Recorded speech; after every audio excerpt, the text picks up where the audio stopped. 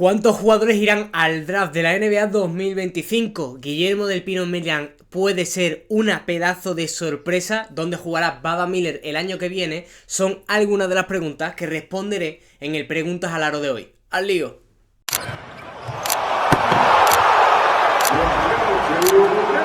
Una de las secciones que mejor reconocimiento están teniendo en los últimos vídeos, las últimas semanas que lo he hecho. Muchísimas gracias a todos vosotros que siempre ponéis estas preguntas tan pero tan interesantes y que de verdad os invito a ponerlas, a preguntarme por dudas que tengáis, por cosas del futuro o simplemente por planteamientos, pensamientos que tengáis en vuestra cabeza sobre el futuro del baloncesto español, sobre el baloncesto español. Yo acepto cualquier tipo de pregunta y que lo traigamos a la semana que viene y hagamos un pedazo de vídeo como el de esta semana, en donde me habéis hecho 6 preguntas que voy a contestar hoy y que yo creo que son bastante pero bastante interesantes. Así que antes de comenzar me gustaría que te suscribieses al canal, le dieses un me gusta al vídeo y me comentes abajo alguna pregunta o cualquier idea que te haya surgido después de haber respondido cualquier pregunta, porque creo que vamos a formar un buen debate con muchas de las preguntas de hoy.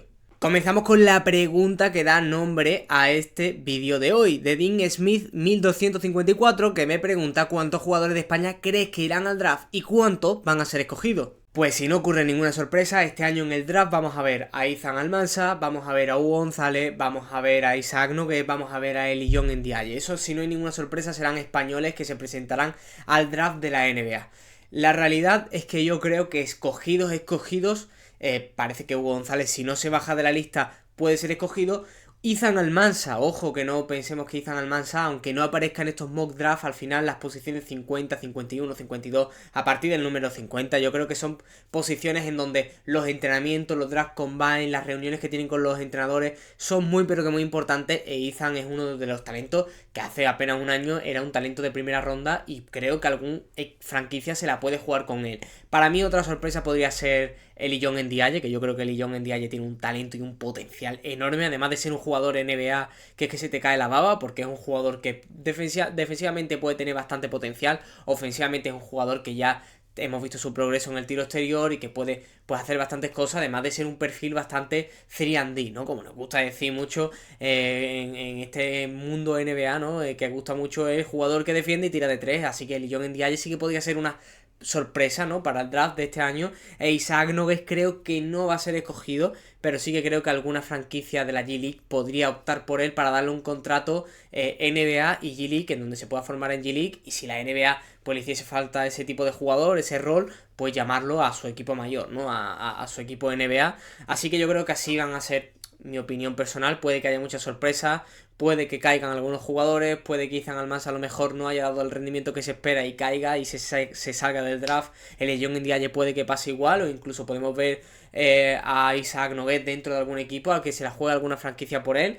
Pero la realidad es que esto parece, ¿no? Por lo que se puede hablar, parece que Hugo González sí que va a ser un fijo y los demás pues van a ser una incógnita, teniendo en cuenta de que Izan a lo mejor parte con un poquito más de ventaja por su experiencia en años anteriores, y Elyjon Ndiaye pues puede ser esa posible sorpresa. Pepe de Día 2839 pregunta: ¿cómo crees que puede encajar Guille del Pino en Maryland? ¿Va a jugar de base o será escolta? He visto que puede que sea suplente. Saludos. El fichaje de Guillermo del Pino, siento no hacer vídeo, la verdad que han sido unas últimas semanas un poco pero poco raras. Y el fichaje de Guillermo del Pino me pilló literalmente en Córdoba, en Cruces, seguramente a él le pillaría también allí, y fue pues una absoluta sorpresa, porque es una universidad que este año ha estado jugando el March Madness, una universidad de la Big Ten. Vamos a ver muchísimos españoles en la Big Ten este año, y la realidad es que me encanta porque creo que Maryland es un equipo donde sí que hemos visto progresión de los jugadores jóvenes. De hecho, Derrick Queen es un jugador que el año pasado a estas alturas no se le esperaba tanto, y hemos visto el crecimiento exponencial, que creo que va a ser un top 10 del draft de este año. Creo que pueden trabajar bastante bien con Guillermo. Creo que va a ser más escolta que base, porque han reclutado a un base 5 estrellas americano por el que creo que van a apostar mucho, y yo creo que la noción que mucha gente tiene de Guillermo del Pino es de un tirador, más de un jugador que puede crear, que yo creo que Guillermo puede crear bastante. Pero creo que esa función de escolta le puede venir muy bien, porque para mí, yo creo que donde mejor le veo es siempre más de 2 que de 1, ¿no? Porque creo que su capacidad para tirar, para encontrar espacios, para sacar el tiro es magnífica, donde puede potencializar sus recursos en NCAA. Sí que es verdad que mucha gente pues apunta al tema del físico, que le causa dudas, pero yo creo que realmente este jugador tiene unas cualidades inhumanas, te lo digo, en el hecho del tiro, en el hecho de la creación de su propio tiro, y que también puede crear para sus compañeros. Y la realidad es que a mí me encantará verlo, creo que va a ser más escolta. Sobre si va a ser titular, si va a ser suplente, no lo sé, pero la realidad es que Maryland parece que ya ha cerrado sus filas en cuanto a fichajes del 1 y el 2, está ya más buscando fichajes a partir del interior, que le faltan muchas piezas, y no parece que vaya a tener muchísima, pero muchísima competencia Guillermo del Pino, lo que parece que va a estar peleando ahí con 2, 3 jugadores en el escolta, partiendo de la base que yo creo que base no va a ser, ¿no? No va a ser ese uno, porque creo que hay bastantes jugadores en esa posición y se han apostado por bastantes jugadores como ese jugador 5 estrellas, también tienen un senior en su plantilla, así que la realidad es que creo que va a ser relegado al escolta, pero también pienso que no es que vaya a ser relegado, sino que el pensamiento a lo mejor de su captación es más para ser un escolta tirador, ese jugador rollo europeo, ¿no? Que siempre buscan ese jugador tirador que en una esquina que pueda crearse su propio tiro, más que ese jugador uno que pueda crear no solo para él, sino para sus compañeros. Yo creo que pienso que Guillermo del Pino va a ser ese rol en Maryland y creo que va a encantar. Nuestro gran amigo Diego Jeda nos pregunta: ¿cuál crees que será el próximo equipo de Baba Miller? Y tallado también, ¿cuál preferirías que fuese de los que suenan? Pues Baba es una incógnita, la realidad es que es una incógnita porque hay muchos, pero muchos equipos. Además intento leer por Twitter un poco lo que la gente piensa, pero es que realmente todos los equipos lo quieren, incluso los grandes. Mucha gente de Duke lo está pidiendo, de Cincinnati también he visto, de Louisville también he visto muchos jugadores pidiendo, muchos aficionados pidiendo. La realidad es que hay entre 6 y 7 equipos que parece que están haciendo una apuesta personal o quieren hacer una apuesta personal por Baba. Se hablan de universidades muy grandes, que eso es lo bueno. Tampoco sabemos qué es lo que quiere Baba, si él quiere una franquicia grande donde poder ser a lo mejor una segunda, tercera espada que pueda jugar y competir por todo, o que quiera un equipo pequeño donde él pueda ser la estrella y hacer sus números, que es lo que estaba haciendo en Florida Atlantic. A mí personalmente, me gustaría verlo en la Big Ten. ¿Por qué no? Porque creo que en la Big Ten ya tenemos a Álvaro Folgueira, tendríamos a Guillermo del Pino, tendremos a Daimara. Me gustaría verlo en la Big Ten. Me gustaría verlo también en Gonzaga, en una conferencia donde también está Guillermo Díaz Graham, en donde está Jorge Díaz Graham.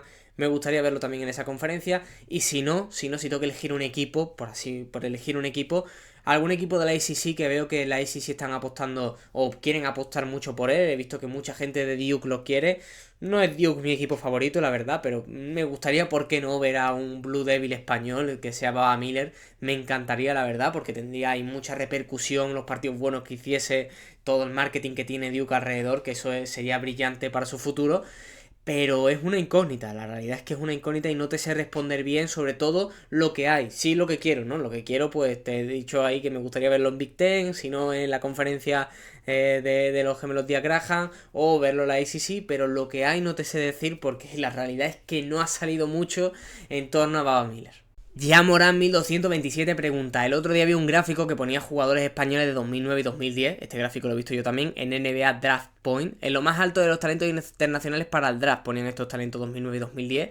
¿Qué opinas de esas generaciones con jugadores como Jan Cerdán, Pablo Mera o Rafa Corta? ¿Habrá alguna estrella? Pues quiero responder a esa pregunta primero porque también hace 2 o 3 años teníamos a jugadores en gráficos parecidos también en lo más alto.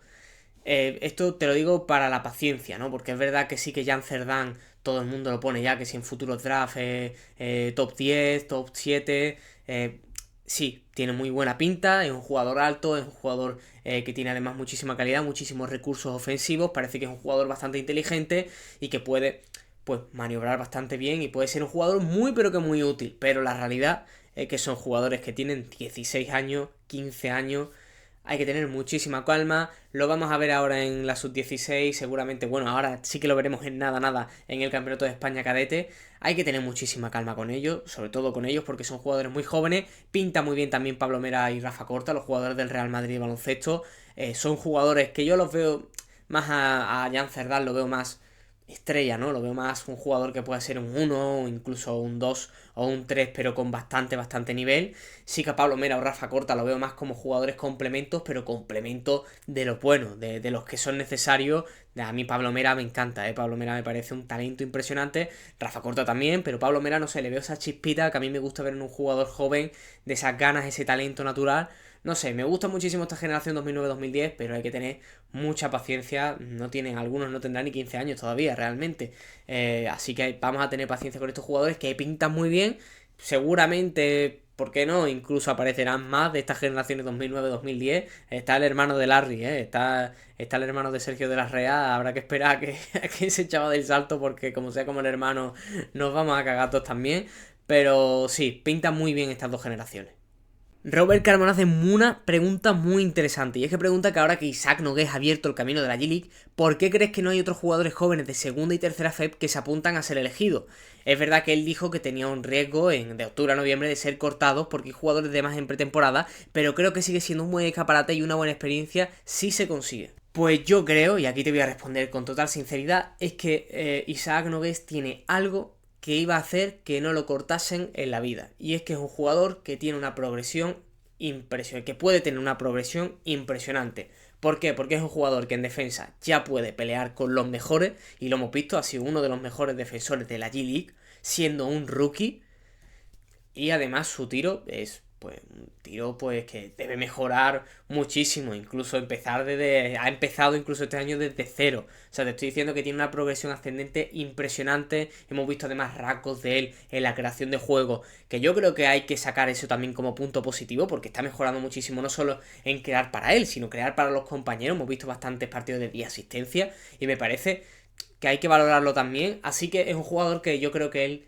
mismo sabía que su talento, a lo mejor como talento defensivo, iba a hacer que no le cortasen. Hay jugadores de segunda o tercera FEP que a lo mejor esto sí que supone incluso un mayor riesgo, ¿no? No me imagino a un Ian Plató, que es un jugador que hay que tener muchísima paciencia con él, al que hay que darle mucho balón, que es un jugador más de poste, pues no me lo imaginaría yo en una liga como la G-League, que es más física, más corre camino, más cada uno hace su vida por su cuenta. Sí que creo que Isaac podía destacar en esa manera defensiva, ¿no? Defendiendo al mejor jugador, intentando pararlo, y pues las franquicias pues irían a verlo más a él, ¿no? Creo que si poniendo el ejemplo este de Ian Plató, pues no se me ocurre, ¿no? Ver a un jugador a lo mejor que necesita más balón, que necesita más progresión, un juego más lento, verlo en este tipo de liga, ¿eh? Lo hemos visto incluso en Ethan Almansa cuando estuvo en el G-League Ignite, que no le llegaban apenas balones, siendo Ethan Almansa que se le ponía como futuro top 10 del draft. O sea, te estoy diciendo que a lo mejor Ian Plató lo dejarían en una esquinita sin que toque el balón muchas veces. Así que hay que tener mucho riesgo también con estas decisiones. Sí que si hay un jugador que vea que a lo mejor puede ser un grandísimo tirador, que pueda ser un grandísimo defensor, que pueda ser un grandísimo creador de juego,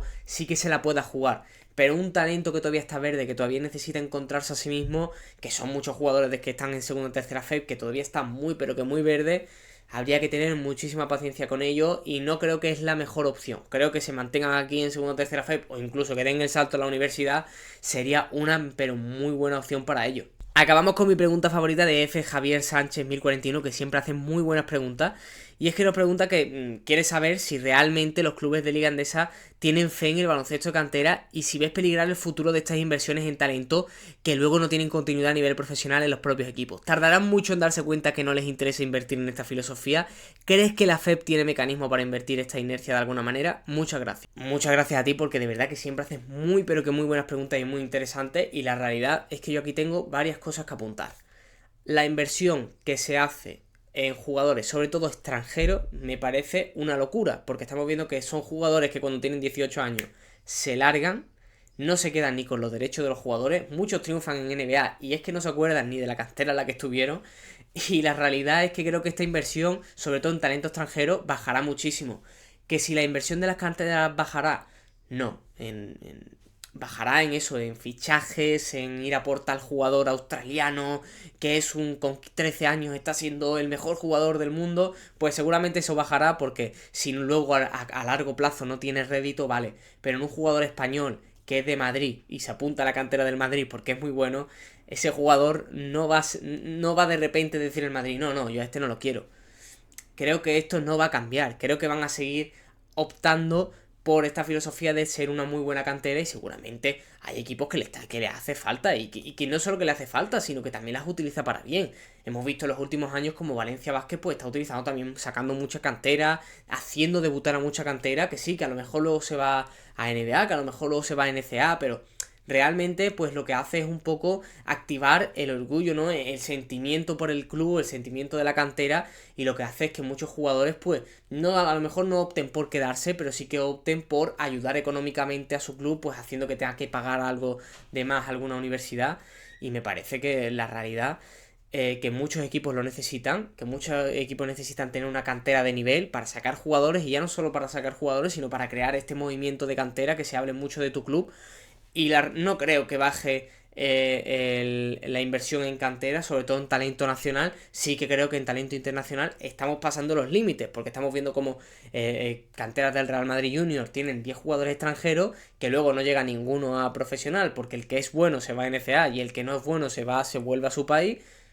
Me quiero poner ejemplos como Mario Nakic, que es un jugador que sí, era muy bueno en la cantera, se fue a su país. Egor Deming, un jugador que fue muy muy bueno en la cantera y se ha ido a NCA. O sea, realmente ese talento ya no le está haciendo ningún rédito al Real Madrid. No es un Luka Doncic que se queda con 16 años y está hasta los 19. No, no, realmente ya a los 17 ya están queriendo volar, si no es de vuelta a su país, también es volando a Estados Unidos. Espero que os haya gustado muchísimo este vídeo y nada, nos vemos el viernes con un vídeo bastante pero bastante especial.